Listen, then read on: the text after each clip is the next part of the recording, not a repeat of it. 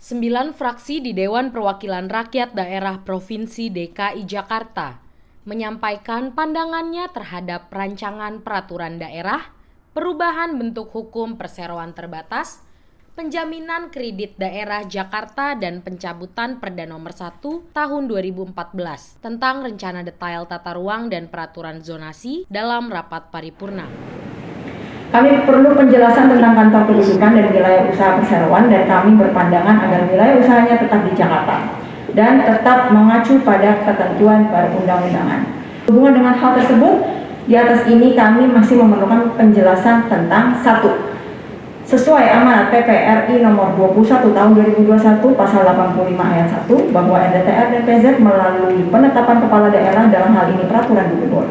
Oleh karena itu dilakukan konsultasi publik sebanyak 12 kali pertemuan 6 Juni 2020 sampai 29 Juni 2021. Berkenaan dengan pertemuan-pertemuan tersebut, kami mohon penjelasan ringkas atau garis besarnya tentang rencana detail tata ruang wilayah perencanaan DKI Jakarta tahun 2022 sampai 2042. Fraksi Gerindra DPRD Provinsi DKI Jakarta berharap Jamkrida Jakarta sebelum perubahan perda ini telah pula mempersiapkan alternatif strategi utama dalam mengembangkan usahanya secara berurutan, yaitu 1. Pengendalian resiko internal dalam proses penjaminan kredit, peningkatan kapasitas penyertaan modal. 2. Penyertaan kapasitas penyertaan modal dari pemerintahan daerah maupun investor lainnya.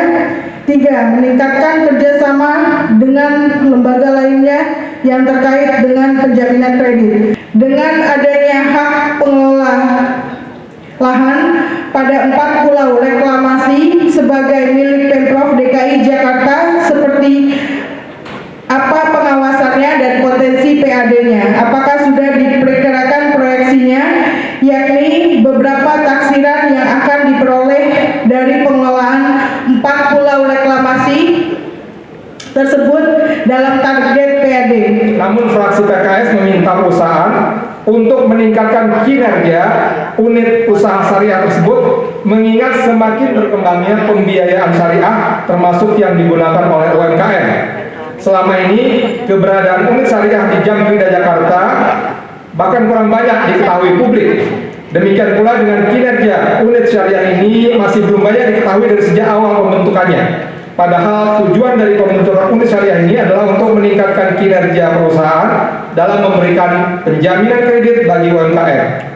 Fraksi PKS juga mengingatkan agar aturan tersebut harus selaras dengan prinsip-prinsip dalam analisis mengenai dampak lingkungan atau AMDAL, pertanahan, perizinan melalui pelayanan terpadu satu pintu atau PTSP, pembelaan terhadap UMKM, terutama dalam kemudahan izin dan lokasi usaha, serta menguatkan posisi pemerintah daerah secara hukum. Penambahan modal store memungkinkan PT Jamkrida Jakarta untuk dapat menerima PMD dari pemerintah Provinsi DKI Jakarta. Terkait dengan hal tersebut, fraksi Partai Demokrat meminta agar penggunaan dana PMD harus sesuai dengan bisnis plan, dan pada saat dilakukannya pengajuan PMD dan tidak boleh dialihkan di luar program yang terdapat dalam bisnis plan. Selain itu, penggunaan PMD harus digunakan secara tepat waktu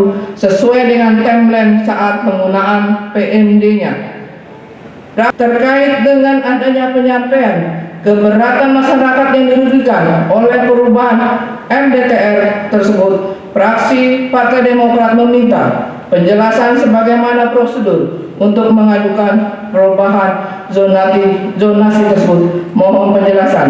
2. Fraksi Demokrat meminta penjelasan apakah Pergub 31 tahun 2022 sudah sesuai atau mengakomodir seluruh penyesuaian yang diperlukan untuk pencapaian pelaksanaan proyek strategi nasional dan kegiatan strategi daerah, sehingga tidak menimbulkan berbagai dampak yang akan merugikan masyarakat dan lingkungan. Mohon. Sehingga fraksi PAN mendukung perubahan bentuk hukum perseroan terbatas penjaminan kredit daerah Jakarta menjadi perseroan terbatas penjaminan kredit Jakarta dengan perubahan tersebut diharapkan sebagai langkah untuk membantu perekonomian yang sampai saat ini belum pulih, baik untuk usaha perseorangan maupun UMKM di DKI Jakarta. Namun demikian, pemberian kredit yang tepat juga harus dilakukan karena akan berpengaruh pada kelangsungan usaha suatu industri. Bagi fraksi PAN, dengan peran PT Jam Krida Perseroda juga akan dapat menanggulangi kemiskinan dengan cara mengembangkan UMKM melalui pemberian kredit. Dengan demikian dapat berkontribusi dalam penyerapan tenaga kerja dan pertumbuhan ekonomi.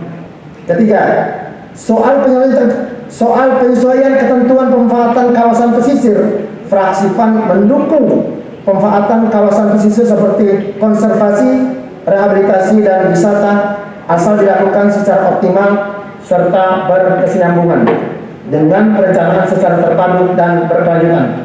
Keempat, dengan ditetapkannya Kepulauan Seribu sebagai 10 destinasi nasional, maka perlu ada aturan terkait garis sepadan pantai dan detail tata ruang seluruh pulau.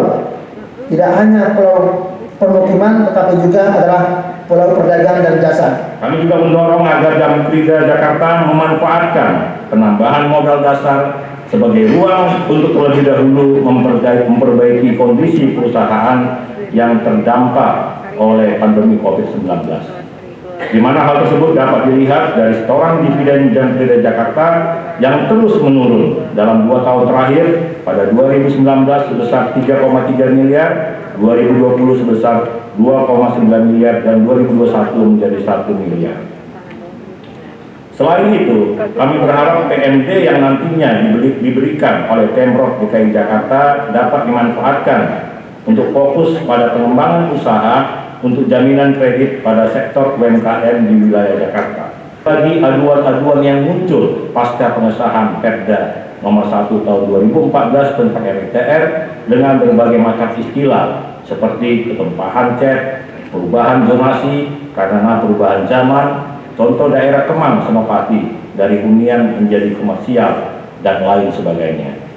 Oleh karena itu kami meminta Pemprov DKI Jakarta untuk memperhatikan dan menyusun dengan cermat rapat grup tersebut agar dapat mengakomodasi aduan-aduan tersebut serta menghadirkan solusi yang terbaik bagi masyarakat.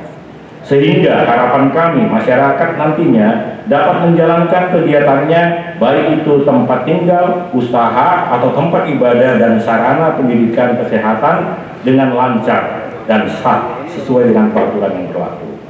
Tentunya solusi yang diberikan harus tetap memperhatikan ketentuan payung hukum di atasnya.